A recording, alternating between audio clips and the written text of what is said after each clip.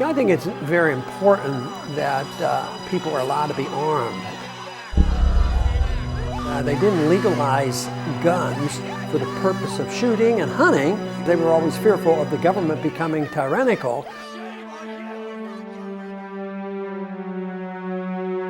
Most globalists would like to see national governments yield up portions of their sovereignty to transnational institutions like the European Commission. And of course, in order to achieve that and to prevent a global government from being overthrown would require the disarmament of the citizens of individual countries. The United States Constitution is the highest law in the land. Yet today, almost all politicians ignore it, pervert it, abridge it, infringe it, and even violate it with impunity. The so-called war on terror is really a psychological war against the people of the world, certainly including the American people. Clearly there were criminal elements in the government that were orchestrating the event and allowing it to happen, knowing that they could radically re-engineer our society into the oppressive state it's becoming.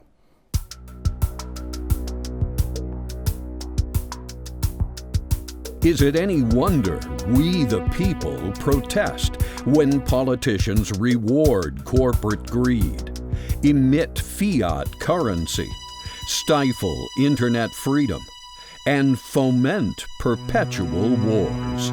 Somewhere upwards of 175 million people were slaughtered in the 20th century by their government. When you disarm a population, you leave them open to the worst criminals of all, which are government criminals. Consequently, Americans see their country degenerating into a lawless, paramilitary police state before their very eyes. There are many people in the gun control lobby to whom one cannot attribute ignorance. And I take in particular ones who are public officials. They have taken an oath or affirmation to support the Constitution.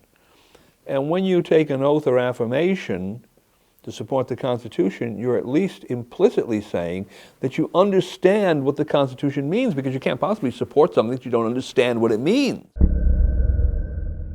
Under our constitutional order, we have taken the principle of oaths farther than has any civic order in written history. As an officer myself of the Navy of the United States, I think about this all the time. Who is trying to disarm we the people when the Bill of Rights guarantees the right to keep and bear arms to preserve our freedom? And why was the Department of Homeland Security set up in the District of Columbia when the Constitution already provides for Homeland Security in every one of the 50 states? The whole idea of the militia was to protect the states against the federal government. It was to be one of the very serious, tangible checks and balances against a federal government that might conceivably grow beyond the limits of what are in primarily Article 1, Section 8 of the Constitution. You can come after the people, you can abuse the people, but if you do it too much, you're going to pay for it. Usually they will depose the government.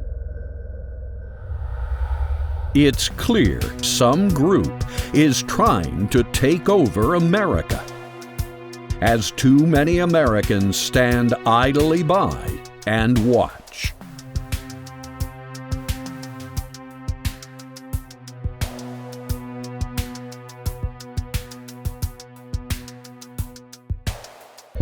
By eroding the two most important powers we the people have, the power of the purse and the power of the sword, usurpers and rogue politicians are attempting to destroy the land of the free and the home of the brave. It always comes down to the right of the people to keep and bear arms. That is the single most significant detriment to those who would create a new world order. Let them try. MOLON LABE,